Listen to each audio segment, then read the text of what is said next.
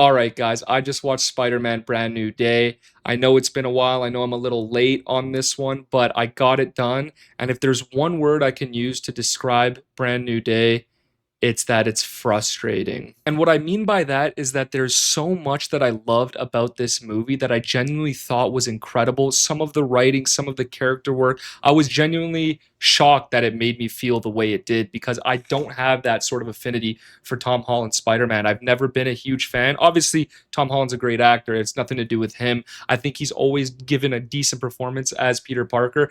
But for whatever reason, every movie I watch, I just never really get into it. I never get attached. I don't feel a certain way about most of the characters. But for whatever reason, in this movie, it was different. And I really want to talk about why that is, but ultimately why it didn't still live up to what I think it could have been as a Spider-Man movie. Because I thought this had the potential to be easily the best Spider-Man movie of the MCU and maybe, a top 3 Spider-Man movie of all time. Now, the two best Spider-Man movies of all time are definitely Spider-Man 1 and 2 in my opinion, and the reasoning is its focus on Peter Parker as a person. It does such a good job, those two movies, of showcasing his struggle, showcasing what he has to go through, what he has to sacrifice in order to put on the mask and do what's right. He sacrifices his education, he sacrifices his love life, he sacrifices time with his friends. He sacrifices pretty much everything to be Spider-Man in those movies, despite wanting to do something else, despite wanting to go to school, despite wanting Mary Jane. And I feel like Tom Holland's Spider-Man has never really had that aspect in them. And it's been a popular critique of a lot of Tom's movies. It's just like there's no stakes. He doesn't really go through anything. Now, of course, that changed with No Way Home because obviously at the end of the movie, everyone's memory gets wiped. So that's a real consequence finally that Peter actually goes through. But we don't really see the consequences in No Way Home. So there's no way for you to be like, oh, well, he faced consequences. But I loved that in Spider-Man Brand New Day, they focus on that heavily. The movie obviously starts with Tom doing Spider-Man stuff, but you can see deep down he is a mess. He is depressed. And I love that they did the little time skip where it shows like every year he's watching the videos of Ned and MJ. And, it's killing him inside, but he knows that he has to do what's right and just not tell them the truth and keep being Spider-Man in order to protect them. And I just thought it was done brilliantly. I thought Tom's acting was incredible. I thought I really felt bad for him in the movie, which I was shocked at. I didn't really think I'd feel bad for him because I haven't cared about his version of Spider-Man for so long. So it was actually just shocking to me that it made me feel that way. I think the music, I think the cinematography, some of the shots with no music and the sound was very visceral. Him riding the subway, just being depressed.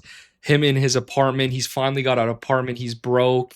I mean, I just thought it was fantastic. It was everything I wanted after No Way Home. I was like, they have to capitalize on, Tom's struggle at this point. And, originally I was like, please just don't have Ned and MJ in the movie at all. I want a completely new Spider-Man.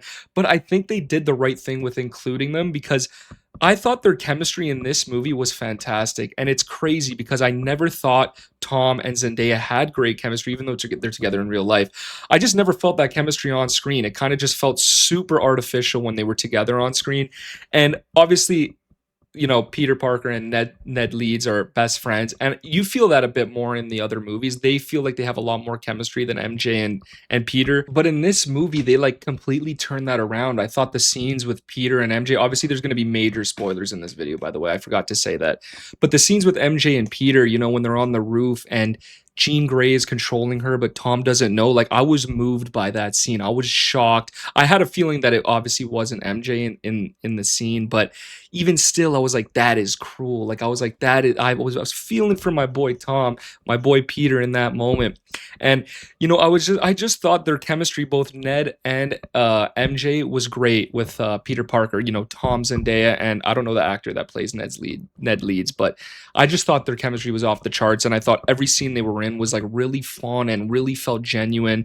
And it actually got to a point where at the end of the movie when they do their little handshake, I almost shed a tear. I did not expect this movie to do that to me, but I don't know. It did it. It did it. It got that out of me. I thought that's how good of a job they did with these characters in this movie. And I think the decision to go back to them was the right decision. I was wrong with wanting them out of the movie because without them, it wouldn't have been the same. So I'm super happy about that. I'm super happy their character arcs felt more earned in this movie than they have in the past. Like I genuinely thought they had decent arcs for the film, especially Zendaya, which I am surprised by because I've never been a fan of her MJ. But this movie just did a great job with it. I can't lie. I can't deny it. And that's probably my favorite part of the movie is their dynamic. And that's something I never thought I would say before I watched it. But yeah, just back to Peter Parker, I just thought his whole character arc in this movie was brilliant. I just thought they did a really, really exceptional job. And I felt like his whole arc was earned in a way that it wasn't in previous movies. I thought, at the end of the movie, after he's in the hospital and he leaves and he sees the little kid do the Spidey web, sign at him and he does it back, I was like, dude, that's awesome. If for the first time in any of his movies, I truly felt like he was Spider-Man. Like this is Spider-Man now. I'm okay with letting go of Toby because I just thought he was so good in this movie. I thought Tom as Peter was so good in this movie. I honestly, I'm still surprised at how much I loved it. Now, another thing I loved about Spider-Man Brand New Day was John Barenthal's Punisher. Now, I was a little bit worried going into it that they were going to, Disneyfy this way too much and make him way too over the top comedic. And they kind of did a little bit. Like he is obviously a bit too comedic for my personal taste, but I still think he did an excellent job. And maybe that's just down to how good Bernthal is as an actor. But I thought his performance was incredible. I thought his chemistry with Tom was great. It really felt like they had been friends for a long time. Like when you're watching the movie, it seems like Spider-Man and Frank are homies in a way. And it doesn't feel, made up or artificial. Like it feels like when they say Spider-Man saved Frank's life and that's why they're boys, it feels like that actually happened. Like I genuinely believe that happened off screen somewhere. That's how good their chemistry is, like I said. And Punisher himself, his comedic relief stuff is actually really good. I thought he was funny. I thought his advice to Peter is great at certain times. I thought yeah, him as this like older brother, unhinged older brother type of shtick was just done really well, and it really made the movie a lot more enjoyable. And I'm glad that they were like, kind of at odds, but not really at the same time. Like I thought it was just really good, honestly. And in the same vein, I really liked Mark Ruffalo in this movie as the Hulk. I thought he's always been a really good actor, and I always thought he was a pretty good casting for the Hulk. And this movie just, solidified that even more. His interactions with Peter feel really genuine, and it feels like he's really trying to help out, a young kid asking questions. And I love that they hint that, he knows something's off. Like he's a smart guy. He kind of knows this guy's not, who he says he is. Like he's obviously someone he might know. I thought that was great. I thought when he turns into like real Hulk, oh, it was so sick. Finally having, legit maniac Hulk back on screen was awesome. And the whole fight scene in general, I really felt like, holy fuck, it's the Hulk. Like finally, he's actually has like a crazy presence on screen that we haven't seen in a long time. And so I thought that was also really good. And even at the end when he's obviously comes back out of like insane Hulk and he's Bruce Banner again, I thought, his mindset and his, scaredness and how, distraught and like maybe insane he went from it was like, okay, there's an actual stake there. Like him turning into the Hulk isn't just a throwaway. Like this is going to affect Bruce Banner for the future films or whatever they do with him. Thought that was great. I thought they did a really good job with him in this movie. And, of course, not talking about characters and stuff, the action was pretty damn good in this movie. Yes, it still looked like very green screeny, which is obviously a huge issue in the MCU in general, but I still thought they did a pretty good job in this movie with their visuals. It actually felt like a real movie for once, and even though it was still very green screeny, it just felt like maybe the lighting, maybe the cinematography helped a lot in that case because it just felt a lot better. It felt a lot more legit. It didn't feel as manufactured as it usually does in MCU movies. I really felt like he was in New York, and instead of like, just looking like he's swinging on a wire in front of like a really shitty green screen, which is, like I said, been happening way too often in the MCU. But unfortunately, guys, it's time now to talk about why this movie doesn't land as it should and what drags it down so much. And that is the plot and the villain. Now, the plot of, Peter going through this emotional turmoil and it affecting his spider DNA, which is causing it to come out more and he's becoming more like a spider and less like a man. I think that's a pretty good plot point. That's fine. It's this parallel kind of with Spider-Man 2, where Toby's losing his powers. It's kind of like the opposite. A parallel, but it's the opposite. Where Toby's mental state is making him lose his powers. In this case, Tom's mental state is making him become more like a spider. I think that's, a perfectly fine plot point. But where it gets really dragged down for me is Jean Grey as the villain and just her entire story overall. because unfortunately, when it comes to superhero movies, having a good villain is like maybe the most important factor. Like, think about every great superhero movie. Is the villain good? Most likely, yes. Spider-Man 1, Green Goblin, generational villain. Spider-Man 2, Doc Ock, generational villain.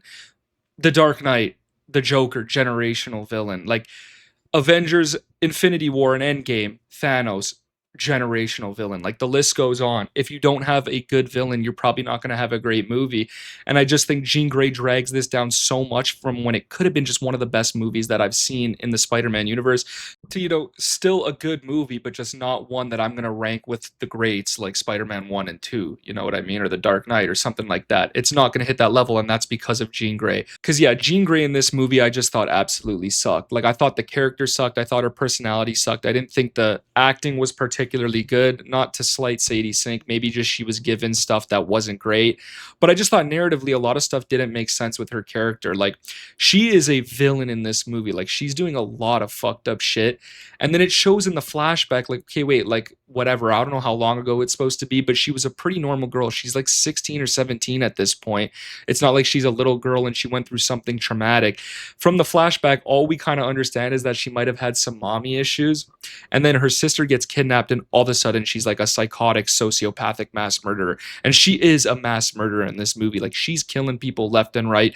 At one point, she straight up makes a guy walk into her car and he gets fucking obliterated. She takes control of MJ and, for like lack of a better word, like, takes advantage of her in a way that is really fucked up.